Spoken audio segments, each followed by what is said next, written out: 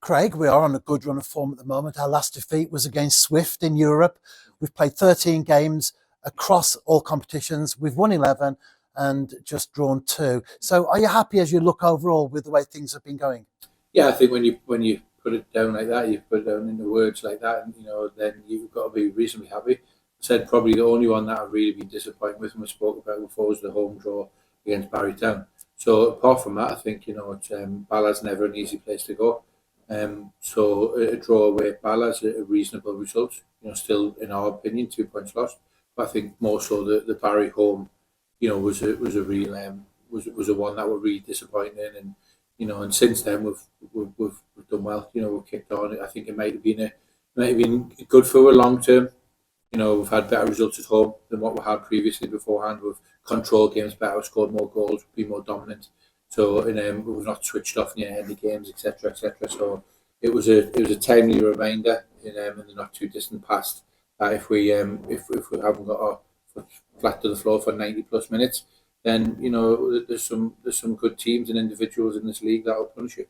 We've spoken about the new signings in previous press conferences, and we used the phrase quality over quantity. A few games in now, a few weeks in, are you happy with the way that the new players have bedded themselves in? Yeah, definitely. They've all done really well. All the way back from back from the summer. And we've got a couple in then as well. We're really really happy. Obviously you look at Rory Holden as one of them. He obviously had a big influence in European football. Had a couple of little niggles in between, but he's back up on the training pitch. Fighting to get back in the team again. So yeah, it's now the lads have done really well. There's a real competition for places. I felt there was reasonable competition for places beforehand, but not to the extreme as what we've got now. It will come Saturday, and there'll probably have to be 3 or 4 senior players left out of the squad and not travel to Penybont. Yes, some of them have just come back. Who've been out for 6, 7, 8 weeks. The likes of John Rowley, Josh Baker, etc., etc. But they're fully back in training now, so they're stating their claim to get in the squad and in the starting 11.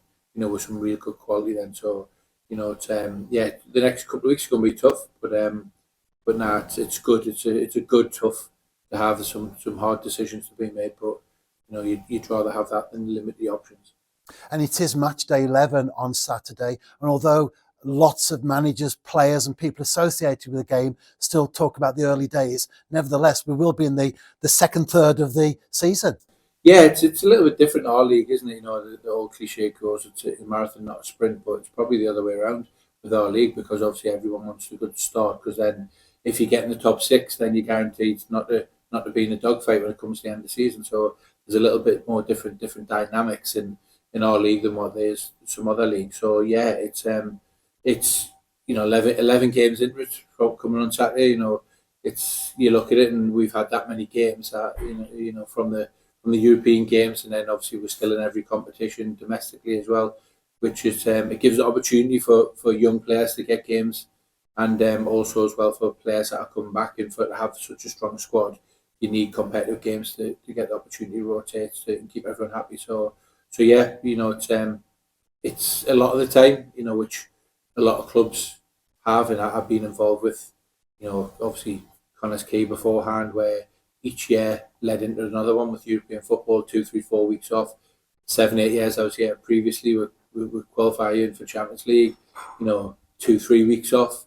It just seems like it's at least an 11-month season, so they all seem to roll into one. The Manchester get a couple of weeks break, just gone, and then obviously we're playing a tough European campaign.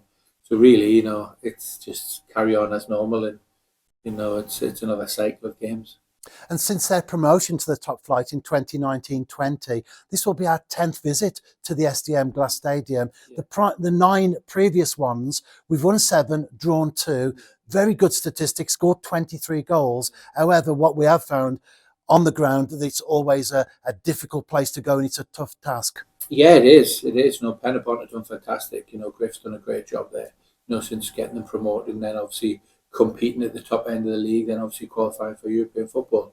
So, over the last 3 or 4 years, it's strengthened year on year. They've invested financially and invested on and off the pitch to become a stronger club. So, yeah, they've really improved over the last maybe 3, 4 years. There's been massive improvements on and off the pitch, and it's always a tough place to go. Always a very competitive game, so we look forward to it the weekend. Obviously, we're going in good form as well, so we know it'll be a tough game. We've done our due diligence as we do with all games. Whether the teams are European teams or whether they're bottom of the league, etc., etc. We've looked at it and we know it's going to be a tough game, but we go in there and play in the way we want to play. No midweek fixture for TNS this time round. Has the extra time on the training ground been beneficial as you prepare for Penybont? Yeah, without a doubt it is. Yeah, there's been a lot of, it's really tough to get the whole squad, up to speed when there's midweek games, because I think we've made 2 changes in 4 games. I think, so we've had a quite consistent team. And the players on the fringes who've been playing 20 minutes here, half an hour there, they haven't been getting the rhythm of having some decent sessions and some decent, downtime. It's all right catching up with your top up through your running, but to get 2 weeks coming up of really good training sessions where we can get 5 sessions in a week, then it's invaluable. I think, especially this time of year, to come at a good point where we just needed a bit more time on the training ground. I was going to ask you about the changes actually, because as you say, not many each week from the previous game. Has that been a big key, do you feel, in terms of TNS's success? Yeah, I think, overall consistency is, it is. And you look at it and I would imagine, I don't know statistically, or I don't know facts, or that the teams that are, the consistent 11, win more games than don't. But players have done well. We started off probably 6 weeks ago where we just had the bare 15 or 16 fit. Obviously, people have been getting fit again, and the players have done well when they played. So that's the situation at this moment in time. It's always an opportunity to give people that might not have played, or even if players play every week, they've got it in the shirt, and and that comes on a weekly, Monday to Friday, and then on a Saturday in games. And the players that have been in and around there have done that, and they need to keep doing that, or they've got some very good experienced players, breathing down their neck to get back in the team. And although I use the word success, of course, that's just in the results so far. At this moment in time, we haven't won anything. How do you keep the players focused in terms of avoiding complacency, or does their professionalism very much take care of that themselves? Yeah, you'd like to think so, professionally wise, you understand we're all human beings at the end of the day, and the drive from myself and the staff needs to be on a daily basis. We can't pick and choose when we're going to turn up and train.